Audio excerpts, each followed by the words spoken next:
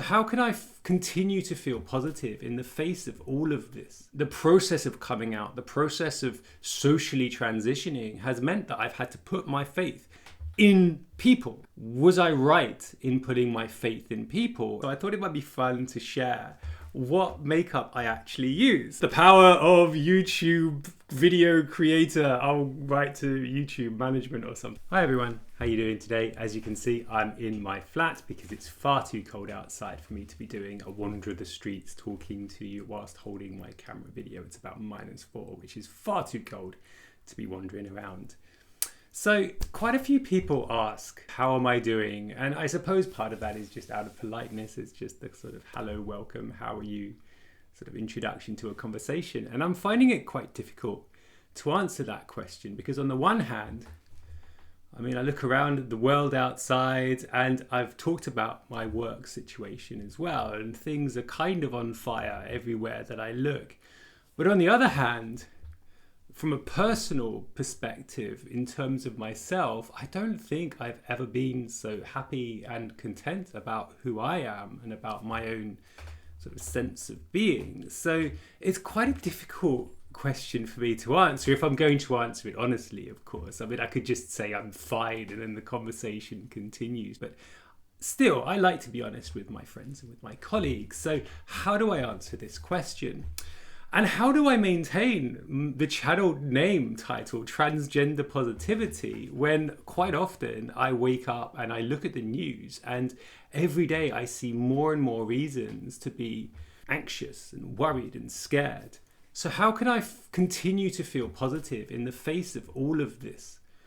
Well, I suppose all I can do is just focus on the here and now and think about how things are for me personally at this point in my life. And all I can say is it's just amazing. It's just wonderful. I look at my day-to-day life. I go to work, I go shopping, I go out and about, I do my things, and I'm doing these things as me, as the authentic me. And that's something I could never have ever considered.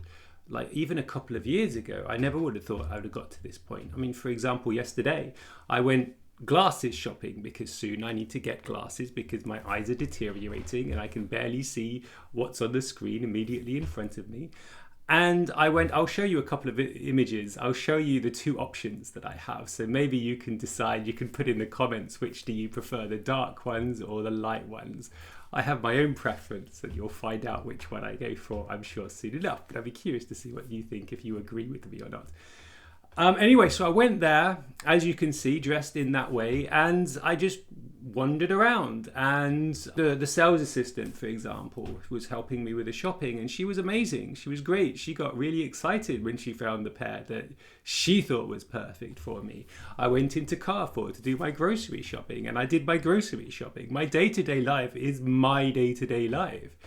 The other day, I went to get a medical check done, the first medical check that I've had with a non-specific trans healthcare provider. By the way, this was a general health check I needed to get for actually to get glasses. I saw an optometrist and I saw a general practitioner. In both of those cases, I had to disclose what kind of medication I'm on and why.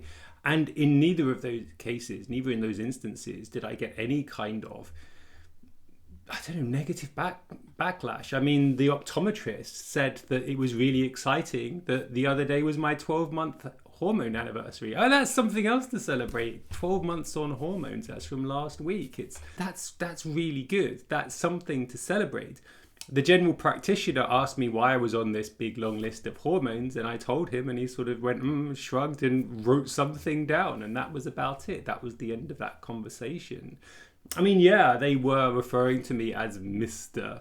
in that visit, but that's just because my legal status is still male. I haven't changed that yet. That's on my to-do list for this year. So yeah, it's all been really quite fine. I go about in my day-to-day life and it's fine. It's good.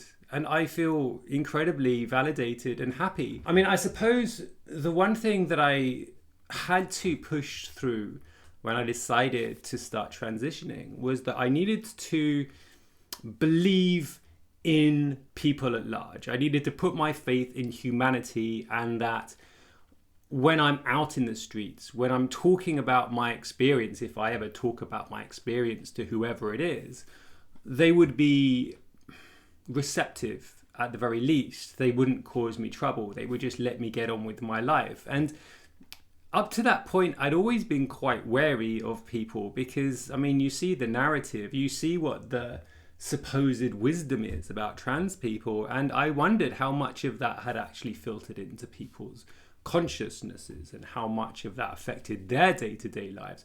And so the process of coming out, the process of socially transitioning has meant that I've had to put my faith in people. And it's easy to see what's going on in the US, and it's easy to see what's going on in the UK, and it's easy to see what's going on in so many other countries, especially when it comes to how they talk about people like me, and wonder if I've made the right decision. Was I right in putting my faith in people? And actually, if you separate all of that narrative and everything that's said about us in the news, when it comes to day-to-day living, I have to say it's been fine. And it's not just a question of me luckily working in the right place, because this is just as true when I'm on a train going to Krakow, when I'm in a cafe, when I'm in Carrefour, surrounded by all sorts of people, and I haven't experienced anything negative. In fact, the only things I've experienced have been positive so far. So I think on balance, I have to say that my faith has been rewarded. But I know that one day it's going to be shocked and rocked in person. So how can I, again, coming back to this question, how can I retain that element of positivity? How can I continue to look at this journey, to look at what I'm doing in a positive and in a happy way? And I suppose I'll have to do the same thing that I'm doing now and really sit down and take stock of my personal circumstances. Look at where I'm coming from. Look at where I am today. Look at how yesterday went and try to focus in on the mundane, boring day-to-day existence that I actually have. I mean, it's pretty dull.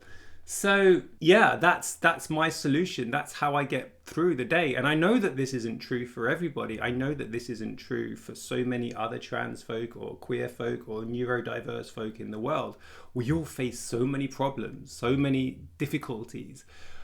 But for me, at least, this is how I'm trying to stay positive through all of this. It's all I can do. And hopefully, through my own words and my own messages and my own positivity, this might help other people to centralize themselves as well, let's say. So I wanted to talk about that first of all, and of course there's a few life updates and stuff that I'll try to give, and there's my comment of the week coming up as well. So in terms of life updates, well, work's still not gone anywhere, and I guess connected to the healthcare thing I was talking about before, it has occurred to me that if I am looking for a new job, I'm going to have to do this for the first time since transitioning. And it's actually quite exciting, I have to say. I mean, I expect that it's not going to be easy, and I'm going to be facing a lot more issues than if I was going out into the world as male Andy. But at the same time, it's going to be an interesting experience, nevertheless. I believe in the skills that I have and the qualities that I have that I can take into the workplace. And it would be interesting to see if people can see past this trans layer and see that inequality, that inner quality, not inequality. How strange. So I'm kind of excited about that. I'm a little bit nervous, but I'm also looking forward to that experience if I have to. I don't want to look for a new job, but if I have to, it's quite interesting. It's quite exciting. What else is going on in my life? So I've mentioned a couple of times that I've started experimenting with makeup, and so I thought it might be fun to share what makeup I actually use. So let's give that a go. Let's see what I'm doing. What's in my makeup bag. First of all, this is just a little disclaimer. I am by no means an expert. I'm going by kind of Carol's advice, and she's going off of the internet's advice, and we're all kind of scrambling around just trying out things and seeing if it works. So first of all, when I'm applying makeup, I use this. I don't know if you can see it. It is a CC cream, and I find this really, really good at evening out all of the color differentiations in my face. My nose, for example, is always so red, and I don't know why. It's very frustrating, but a little layer of this, just a little touch, I don't need a lot, really evens out that color and gets rid of a lot of the redness. I also use it around my mouth as well to try to reduce the darkness there, even though of course, as you see, it's not particularly effective at the moment. The next thing that I usually use is this. It is a Tier cushion. I've only just started using this maybe a week or two ago, and I really like it. It's half the cost of what I was using previously, but I really enjoy applying the using the little cushiony thing, and it goes on really well, and I'm very happy with the coverage. I'm not actually wearing it at the moment. I'll tell you what I'm wearing in a moment, but I find the coverage is actually quite good, especially around my face, and it keeps my skin very glowy and very even for quite a long time. So I find that this is very good in terms of coverage and also in terms of keeping its hold across the day. I do top up sort of towards the end of the afternoon because I do notice that I do rub my face quite a lot, and when I'm drinking water and coffee, that obviously washes things away a little bit as well. But I really like it. This is really nice. I've got the porcelain color, if that's what you want to know. On top of that, I use this blush. It is this Her Moist and Pure Blusher. I believe it's Korean. And before this, I'll just show you what I was using before. Before I was using this incredibly old blush, and this is apparently something like 10 years old, and it's a powder, and I found that it would go on and it would kind of flake off almost immediately, and I didn't really enjoy applying it in the powder form. But this, it's a revelation. And as I say, you know, I'm an absolute novice, but I really appreciate how it goes on, and it retains its color, I guess you'd call it, for quite a long time. I'd say it covers me for almost the entirety of the day. I never find I need to top this up, so it's really good, goes on really well. The color's really nice and subtle as well. It's beautiful. I really, really recommend this. In terms of mascara, I'm not actually wearing mascara today because it's a bit of a faff, and I use it when I go to work. So if you ever see me on a video where I'm going to work, that's what I'll be wearing. I have this Charlotte Tilbury Full Fat Lashes. This was recommended in Sephora, and it's fine. I'd be curious to see what else is out there because it is a bit clumpy, and I am really bad at applying mascara, so I often get it around my eyes. But it's okay. I quite like it. I've started messing around with eyeshadow as well. I bought this, again, Charlotte Tilbury, I believe. I've lost the box. Luxury palette, and we've got these colors inside. Can you see those? And it's all right. I've been using this for a few days now. The base is fine. It goes on okay. It's quite subtle, so I find that when I apply the darker tones, it's not so in your face. And that's perfect for me because I'm not really going for anything too full on at this point. But, you know, as time goes by, maybe I'll upgrade to purples, blues and greens. Who knows? But so far, so good. I've only used this for a few days though, so it's okay. I have been trying also to experiment with some lip stuff as well. I don't have any lipstick yet, but I have been using this lip gloss. It's I Heart Ole Eriksson. I don't know if that's the name of the brand or it's just Ole Eriksson. It is a Pout Preserve Peptide Lip Treatment in the shade of Cocoa Cream, and Carolina swears by a different shade. She wears that all the time, so she recommended that I get this, and it's fine. Again, I've been using this for a couple of weeks, and I really like the plumpness, the shimmer that it gives me.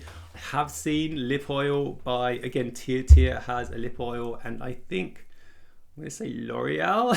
It's another brand, I can't remember who, has a lip oil, and the results were really quite striking, although it was a bit stickier. But I'd be curious to give it a go, but it's like almost 3 times the cost of this. So can I justify that? We'll see. Maybe in a couple of months when I've got a little bit more money. I use a brow pencil as well. I have this one. It's by MAC. It is a regular brow pencil. We have a little brush on the end and we have the pencil there, and it's a kind of an ash color. Now, previously, a few weeks ago, I had this kind of darker shade. It was a kind of a dark brown almost, and I tried applying it and it made my eyebrows really quite strong. And I guess some people like that, but it made me just look furious all the time, so I couldn't abide with it. So both Carolina and I use this. It's a bit lighter and it matches our brows a little bit better, so this is what we've been going with. And again, this we've only been using for a few weeks and it seems fine. So just to go back to foundation for a moment, I had been using this one previously and I've still got a little bit left in this. This is NARS shade Finland Light 1. And it was fine. I quite liked it. But I have to say, between this and the tear, I actually prefer the tear because I much prefer the cushion application rather than this cream thing with a brush. It's fine. The coverage was okay, but I found that it didn't really last as long as the tear. This one's got much longer lasting results, for me at least. And today I'm actually using this one. It's Shiseido Revitaliscent Skin Glow. I'm not quite sure if the shade is quite right because I've noticed there's a bit of difference in the coloration between my face and my neck. This is actually Carolina's and I'm kind of using it secretly today just to see how it is. I'm not as happy with the coverage. It's a lot lighter, so that means a lot more of the shading around my mouth has come through, but it's all right. I mean, I quite like the effect. It's quite glowy. I think that's the term that they use a lot in the makeup spaces. The application is fine. I think it's okay, but if I had a choice between this and a tear, I'd stick with the tear. This is currently my #1 favorite product that I'm using in general. So is that it? I think that's it. I don't have a lot of stuff, as you can see, and I'm very, very much experimenting, but I really enjoy this. When I'm talking about positivity, I have to say, going makeup shopping and going about Sephora and other places, it's really very fun. And looking at all of the products available, it's like a kid in a candy store, I have to say. Some of the things on my buy list, as I said, the lip oil, I also have seen the eyeshadow pencils as well, which seem really interesting. And I think I might give those a whirl at some point. One I've probably got bored of. No, not that one. This one. So that's makeup. I also have a bit of a skincare routine. So if you're interested to see what I use for my skincare, my morning and evening routines, I'll be happy to share those if you let me know in the comments. So maybe I'll do that in a future video. So that's life updates. I don't know. Did you enjoy my little makeup thing? I'm so new at this. I thought that it might be fun to talk about it though, because it's something that I've discovered over the last couple of months. I know earlier, many videos ago, I said that I wasn't really that interested in makeup, but the more I learn, the more I kind of understand. And actually, ultimately as well, I'm not applying this makeup for anyone but myself. I look at the results and I really am quite impressed with how sort of glowy, how even the coverage and colors are, and it does make quite a big difference, I think, to my general appearance. So yeah, makeup. I'm sorry if anyone felt that I was dissing you in the past, but I'm a little bit of a convert, so yeah, there we go. In terms of comments of the week, I have to say last week's comments weren't quite so memorable, so I'm actually going to cheat and I'm going to focus on one of my own comments, which is a bit cheeky, but it's my channel, so here we are. But actually, it's a kind of a disclaimer because I did notice that a few people had mentioned last week and actually previously as well that their comments had gone missing and they were accusing me of deleting them. And I have to say I was a little bit offended by this because I feel I'm quite happy to allow certain discussions and conversations to go on in my comments section. I do not censor stuff, and the only comments that I will delete, or at least I will not allow through my own kind of filtration system, are ones which are particularly abusive towards me. I do not tolerate people calling me various names.